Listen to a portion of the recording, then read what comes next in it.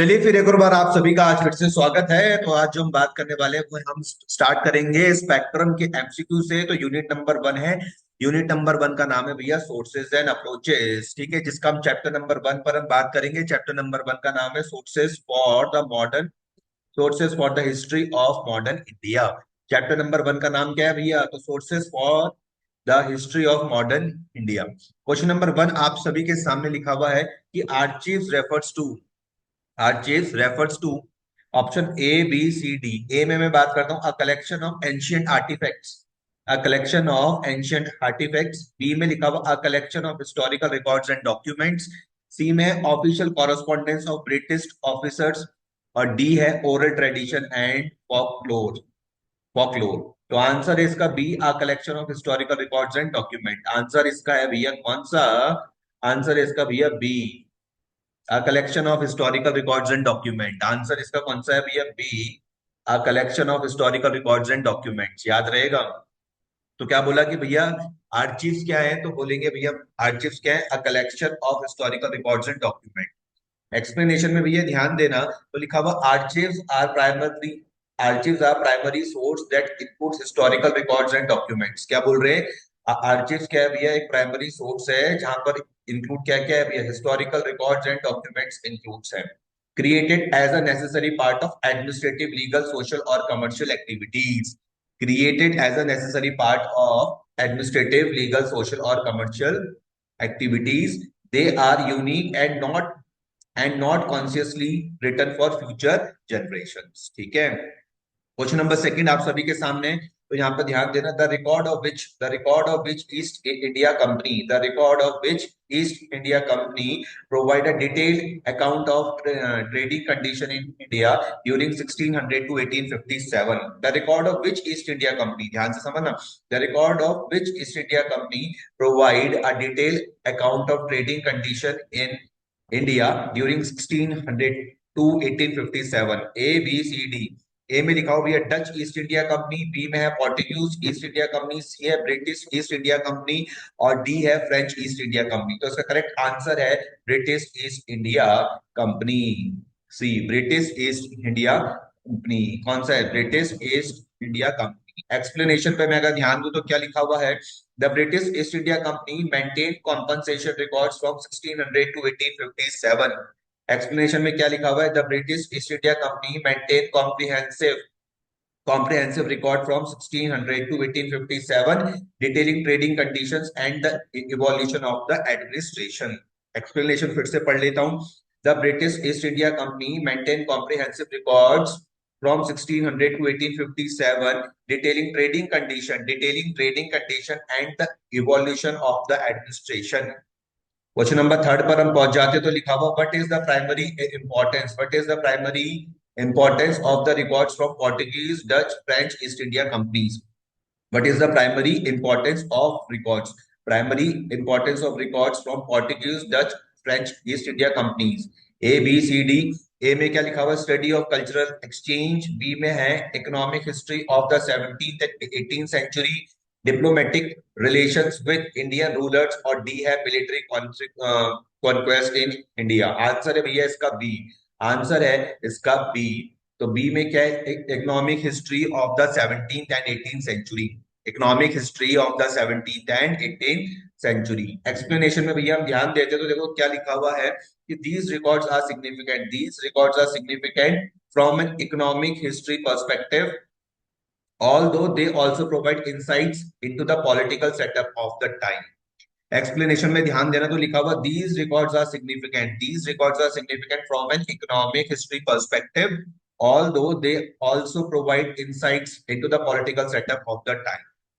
Question number 4 पर आता हूं। तो क्वेश्चन नंबर 4 देखो क्या बोल रहा है कि which of the following is a significant source of information, which of the following is a significant source of information on Indian society, which of the following is a significant source of information on Indian society in 19th and 20th centuries, in the 19th and 20th centuries। A B C D. A में क्या लिखा हो भैया? Rock edict, oral traditions, newspapers and journals और religious text. तो answer है इसका C, newspapers and journals. Answer है इसका सी, न्यूज़पेपर्स एंड जर्नल्स। मैं फिर से क्वेश्चन पढ़ लेता हूँ कि which of the following is a significant source of information on Indian society in the 19th and 20th century. Answer क्या है भैया? Newspaper and journals. एक्सप्लेनेशन पढ़ के देखते हो तो लिखा हुआ newspapers and journals emerged in the 18th century and become valuable source of information and various aspects of Indian society, especially in the 19th and 20th century। आगे बढ़ते हैं तो क्वेश्चन नंबर 5 आप सभी के सामने है। Which type of source includes oral evidence, creative literature and paintings in modern Indian history. ध्यान से समझना, which type of source include oral evidence, creative literature and paintings in modern Indian history. A B C D. A में लिखा हुआ आर्केबल records, B में है semi contemporary works, फिर है नॉन कन्वेंशनल सोर्सेज, फिर है कॉन्टेम्पररी एडमिनिस्ट्रेटिव रिकॉर्ड्स। आंसर है इसका भैया सी, नॉन कन्वेंशनल सोर्सेज।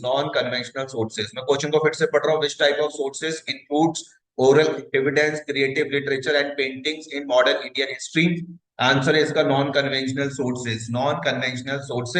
एक्सप्लेनेशन में अगर मैं बात करूं तो लिखा हुआ modern Indian history often utilise non conventional sources. Modern Indian history often utilise non conventional sources such as oral evidence, creative literature and paintings to understand societal and cultural aspects.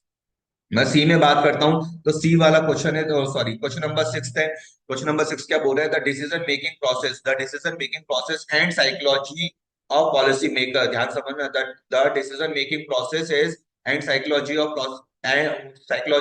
Policy makers in the British era can be studied through the decision making processes and psychology of policy maker in the British era can be studied through A B C D. तो A में क्या लिखा हुआ है? ध्यान से समझो, folk tales and oral evidence, archival records and official document. C में लिखा हुआ travel account and biographies. D में है न्यूज़पेपर एंड जर्नल्स। तो आंसर है भैया इसका B, archival archival records and official documents. कोई दिक्कत तो नहीं है? एक्सप्लेनेशन में मैं अगर बात करूं तो देखो क्या लिखा हुआ है। The British maintain existence records that allow historians to trace stages of development. The British maintain extensive records that allow historians to trace stages of development, decision making processes and the psychology of policy maker। फिर से पढ़ लेते हैं इस question को। लिखा हुआ है क्वेश्चन, एक बार जरा फिर से देख लेना, 6 वाला। The decision making processes and psychology of policymakers in British era can be studied through archival records and official documents। ठीक है, तो 7th में हम पहुंच जाते हैं। क्वेश्चन नंबर 7th में आ जाओ। क्वेश्चन नंबर 7th में the National Archives of India is located in which city. The National Archives of India is located in which city? Kolkata, Mumbai, New Delhi, Chennai. Option आपके पास 4 है, कोलकाता, मुंबई, न्यू दिल्ली, चेन्नई। तो आंसर इसका बड़ा ही इजी है, न्यू दिल्ली। आंसर है इसका New Delhi. The National Archives of India is located in New Delhi.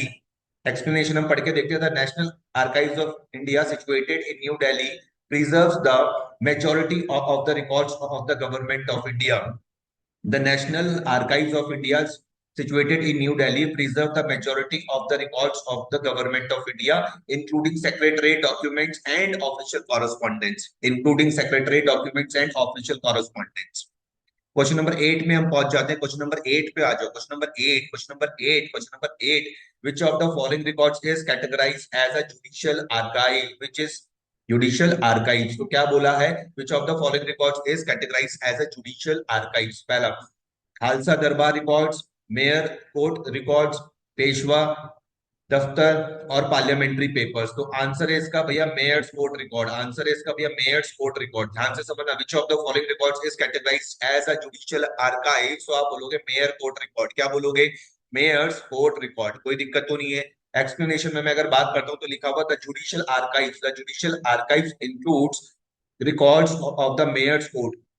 The judicial archives includes record of the mayor court such as those from Fort St. George 1689, Fort St. George 1689, and Bombay 1728. And Bombay 1728 is document detail judicial proceedings and administrative decisions. ठीक है, फिर से पढ़ लूं. Which of the following records is a categorized as a judicial archives? तो आप बोलोगे mayor's court records, mayor courts records. Explanation में क्या बोला है? the the judicial records include records of the mayor's court such as those from Fort St. George 1689 and Bombay 1728. These document detail judicial proceedings and administrative decisions. Question number 9 पे पहुंच जाते हैं. Question number 9 आप सभी के सामने है. The archives of the kingdom of Lahore, the archives of the kingdom of Lahore, the archives of the kingdom of Lahore, also known as Khalsa Darbar, also known as Khalsa Darbar records, also known as Khalsa Darbar records. मैं फिर से पढ़ रहा हूँ. The archives of the kingdom of Lahore, also known as the Khalsa Darbar records, are significant for the study of which Indian region's history.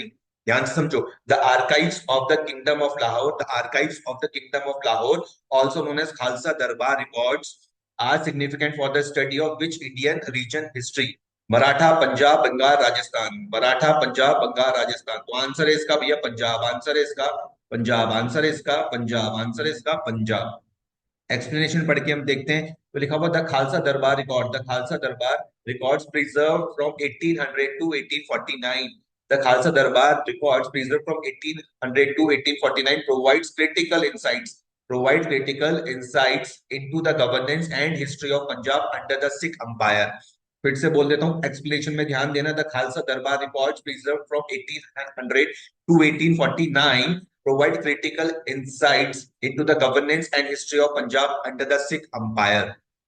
10th में आ जाते हैं. 10th में आज की क्लास का लास्ट क्वेश्चन है, क्वेश्चन नंबर 10. आज की क्लास का लास्ट क्वेश्चन है, question number 10. What was the primary focus of the records maintained by the Home Political Department of the British government? आज की क्लास का लास्ट क्वेश्चन देख लेना. What was the primary focus of the records? What was the primary focus of the records maintained by the Home Political Department? Maintained by the Home Political Department of the British government. Of the British government. Economic reform, religious policies, political and communal issues या फिर military strategies. तो answer है इसका C, political and communal issues. Political and communal issues. Political and communal issues. मैं फिर से question को पढ़ लेता हूँ. लास्ट क्वेश्चन है आज की क्लास का. What was the primary focus of the records maintained by the home political department of the British government? Answer है इसका, करेक्ट आंसर है political and communal issues. Explanation में इसका पढ़ के देखता हूं. तो लिखा हुआ establish in 1907. Establish in 1907 the home political department maintain records focused on political developments and communal matters during British rule. Explanation फिर से पढ़ लेता हूं. तो लिखा हुआ establish in 1907. 1907 the home political department maintain records focused on political developments and communal matters during British rule. ठीक है, टाटा बाय बाय. तो नेक्स्ट क्लास में आपसे मिलते हैं. अभी इसमें और भी बहुत सारे क्वेश्चंस हैं.